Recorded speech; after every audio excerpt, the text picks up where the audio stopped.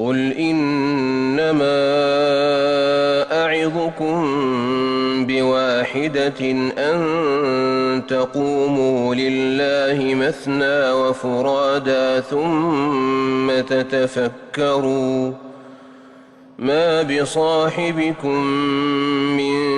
جنة إن هو إلا نذير لكم بين يدي عذاب شديد قل ما سألتكم من أجر فهو لكم إن أجري إلا على الله وهو على كل شيء شهيد قل إن ربي يقذف بالحق علام الغيوب قل جاء الحق وما يبدئ الباطل وما يعيد قل إن ضللت فإنما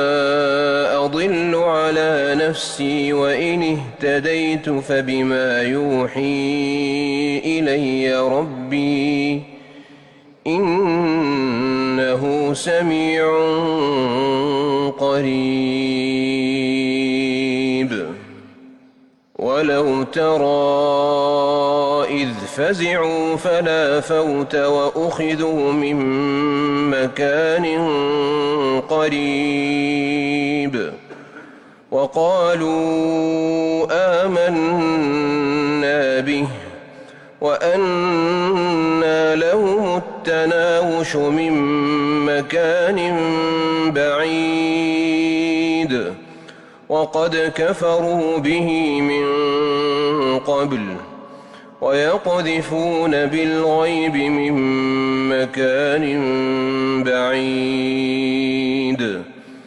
وحيل بينهم وبين ما يشتهون كما فعل بأشياعهم